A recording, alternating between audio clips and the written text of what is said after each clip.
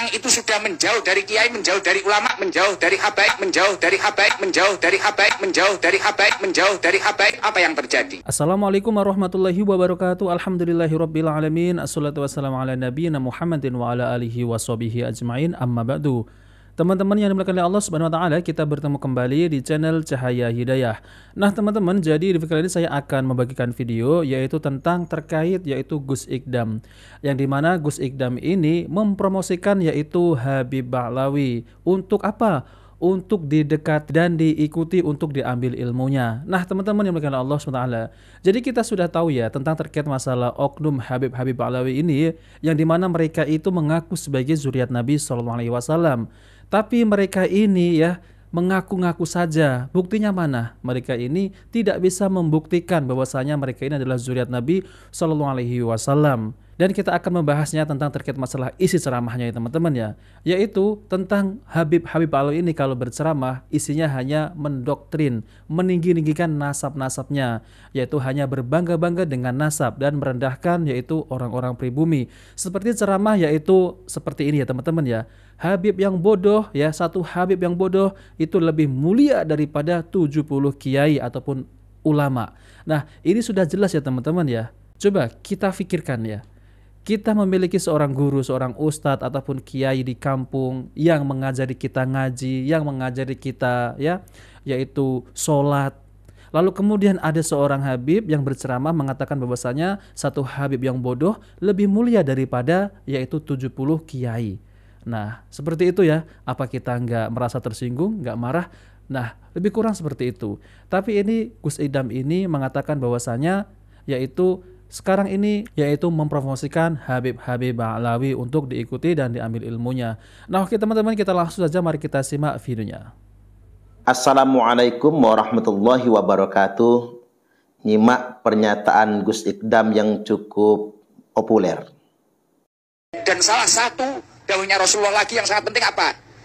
Yang cocok dengan panjangan semua. Sayati zamanun ala ummati yafiruna minal ulama wal fuqaha. Akan tiba di mana zaman orang-orang itu tidak mau mempelajari ilmunya Allah, menjauh dari ulama, menjauh dari habaib, menjauh dari kiai. Jauh dari ulama, menjauh dari habaib, menjauh dari kiai. Jauh dari ulama, menjauh dari habaib, menjauh dari kiai. Jauh dari ulama, menjauh dari habaib, menjauh dari kiai. Kalau orang itu sudah menjauh dari kiai, menjauh dari ulama, menjauh dari habaib, apa yang terjadi? Yurfa'ul barokah min kasbihim. Kamu kerja kayak apa akan diangkat barokah dari usaha-usahamu. Na'udzubillah min dalik. Apa yang disampaikan Gus Ikdam ini adalah bagian dari deep message. Apa itu? Yakni menyampaikan pesan tersembunyi. Orang-orang kemudian terpukau seolah-olah ada serangkaian pesan yang sedang disampaikan oleh Gus Ikdam. Tapi kalaulah coba kita cermati, pesan tersembunyi atau deep message-nya ada pada kalimat yang terakhir. Kalau orang itu sudah menjauh dari kiai, menjauh dari ulama, menjauh dari habaib, menjauh dari habaib, menjauh dari habaib, menjauh dari habaib, menjauh dari habaib, apa yang terjadi? Saya ambil contoh sederhana. Belakangan kita mendengar ada yang membuat pernyataan begini, muliakanlah ulama, muliakanlah para kiai, dan muliakanlah para habaib. Pesan tersembunyinya ada pada akhirnya, memuliakan para habaib.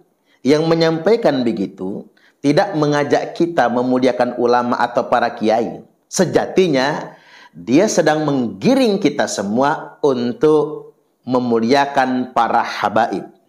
Persis dengan pesan yang disembunyikan oleh Gus Ikdam ketika kemudian mengutip sabda Nabi, yafirruna minal ulama'i wal fuqaha. Beliau mengidentifikasikan dengan hadis ini umat yang akan lari dari ulama dan fuqaha.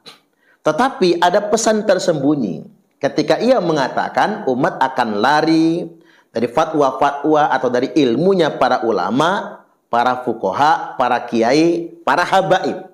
Inilah deep message, pesan tersembunyinya. Gus Ikdam sebetulnya tidak sedang menyampaikan tentang ulama atau fuqaha atau para kiai. Sebetulnya dia sedang menyampaikan pesan kita jangan lari dari para habaib. Kita jangan menjauh dari para habaib. Atau kita punya kewajiban untuk memuliakan habaib.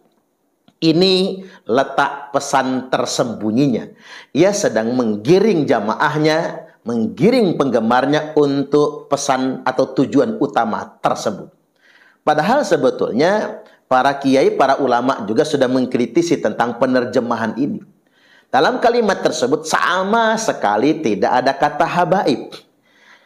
Jelaskan kalimatnya menyebutkan yafiruna minal ulama'i wal fuqaha, di mana umat itu punya kecenderungan lari dari para ulama, para ahli ilmu, wal fuqaha, dan lari dari ahli fikih atau ulama-ulama ahli fikih. Itu pesan sesungguhnya dan tidak ada kata habaib di situ. Nah, hari ini kita sedang dipermainkan dengan kata-kata. Umat sedang dihipnotis dengan kata-kata. Apakah kata habaib bisa diidentikan dengan ulama atau fuqaha? Ya tentunya tidak. Karena pada kenyataannya kata habaib, kata yang diidentifikasikan untuk sekelompok orang klan Ba'alwi yang telah mengaku-ngaku sebagai anak cucu Nabi.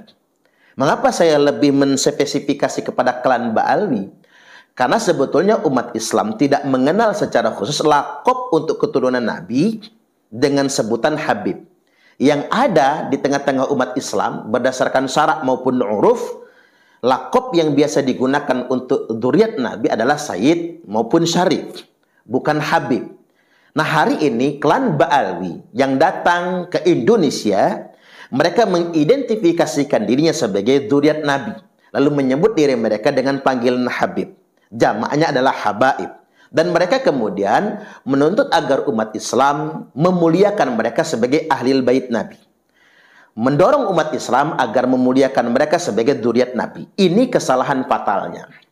Maka saya ingin menegaskan pada kesempatan kali ini, pertama, kesalahan fatal Gus Ikdam adalah telah sengaja mengeksploitasi makna hadis Nabi. Karena beliau banyak penggemar, Gus, dengan senom Gus, hati-hati dalam menyampaikan. Jangan sampai kemudian apa yang panjenengan sampaikan justru kemudian terkesan memanipulasi umat. Ini yang pertama. Karena mengapa? Ini sama saja sudah memanipulasi, bahkan boleh jadi mengeksploitasi makna hadis itu sendiri. Dan dikhawatirkan kemudian pemaknaan secara serampang begini bisa mendistorsi kemuliaan dari sabda Nabi Sallallahu Alaihi Wasallam. Itu poin pertama. Poin yang kedua, dalam konteks ini berarti Gus Ikdam mendukung argumentasi bahwasanya habaib merupakan dzurriyyat Nabi. Ini masalah. Mengapa saya katakan masalah? Karena para habaib sama sekali tidak terbukti sebagai dzurriyyat Nabi. Ketika orang yang tidak terbukti sebagai dzurriyyat Nabi lantas kemudian mengaku-ngaku sebagai keturunan Nabi, lalu kita benarkan, maka sama saja kita sudah menyakiti Rasulullah Sallallahu Alaihi Wasallam. Pernahkah Gus Ikdam berpikir bahwasanya ketika kita mendukung orang-orang yang ngaku-ngaku sebagai cucu Nabi padahal bukan, itu sangat menyakiti Rasulullah Sallallahu Alaihi Wasallam, dan itu merupakan perbuatan dosa besar. Itulah mengapa hadisnya kan terang sekali. Wa manidda'a qauman laisa lahu fihim nasabun falyatabawwa maq'adahu minan nar. Membangun klaim bahwasanya dirinya berasal dari kaum tertentu atau klan tertentu padahal bukan bagian dari situ, sudah jelas ini dosa besar, bahkan diperkenankan mengkapling tempat tinggalnya di dalam neraka yang sudah disediakan untuknya. Nah, teman-teman yang dimuliakan oleh Allah Subhanahu wa taala, jadi itulah ya penjelasan dari Ustadz Suparman Abdul Karim yang dimana yaitu Gus Ikdam ini ya mempromosikan para Habib-Habib Alawi untuk diikuti. Jadi kata Gus Ikdam ya, sekarang ini banyak yang menjauh yaitu para kiai, para ulama dan para habaib. Padahal di dalam hadis tersebut itu tidak menjelaskan tentang yaitu arti habaib, tapi para ulama ya teman-teman ya. Nah, maka dari itu ya teman-teman ya, kalau kita lihat ya, jadi Gus Ikdam ini ternyata adalah mukibinnya Habib Ba'lawi, yang dimana Gus Ikdam ini mempercayai bahwasanya Habib Ba'lawi ini adalah zuriat Nabi Shallallahu Alaihi Wasallam. Tetapi ternyata yaitu Habib Ba'lawi ini ya nasabnya itu sudah diteliti yaitu oleh Kiai Imaduddin Al-Bantani, yang dimana tesisnya beliau ini bahwasanya Habib Ba'lawi mereka ini tidak bersambung kepada Rasulullah Shallallahu Alaihi Wasallam. Yaitu apa? Yaitu berdasarkan kitab nasab, kitab sezaman ya, kitab sejarah, lalu kemudian filolog, yaitu adalah manuskrip, dan genetik, yaitu adalah tes DNA. Jadi dengan ini ya, dengan bukti-bukti ini, mereka ini para Habib Ba'lawi ini tidak bisa ya membantah yaitu tesisnya Kiai Imaduddin Al-Bantani berdasarkan kitab nasab itu tadi. Jadi para Habib Ba'lawi ini tidak bisa membuktikan yaitu kitab nasab dari abad ke-5, ke-6, ke-7, ke-8 dan bahkan ke-9 ya, mereka ini mengklaim yaitu sebagai yaitu cucu Ubaidillah ya. Lalu kemudian Ubaidillah ini memiliki bapak yang namanya Ahmad bin Isa, tapi ternyata ya teman-teman, Ahmad bin Isa ini tidak memiliki yaitu anak Ubaidillah, seperti itu ya. Jadi nasabnya itu tidak bersambung kepada Ahmad bin Isa dan ke atas sampai ke Rasulullah SAW. Jadi nasabnya itu mentok kepada Ubaidillah. Jadi mereka itu hanya mengklaim ya, tapi tidak memiliki bukti yaitu kitab nasab dan filolog tes DNA, kitab sejarah juga. Nah maka dari itu teman-teman ya, kalau ada orang yang mengklaim sebagai zuriat Nabi SAW, maka kita harus teliti dulu ya. Jangan sampai kita ini tertipu dengan oknum-oknum para Habib Ba'lawi ini, yang mereka ini mencari kesempatan mendawir dengan mengatakan kalian harus memuliakanku, nanti akan berdapat syafaat dan ini dan itu. Itu bohong ya teman-teman ya. Tapi kalau mereka ini benar-benar zuriat Nabi, ya kita harus hormati, harus muliakan ya. Karena itu adalah perintah dari Rasulullah SAW. Tapi yang masalahnya mereka ini ya tidak bersambung, ya udah ya kita abaikan saja ya teman-teman ya.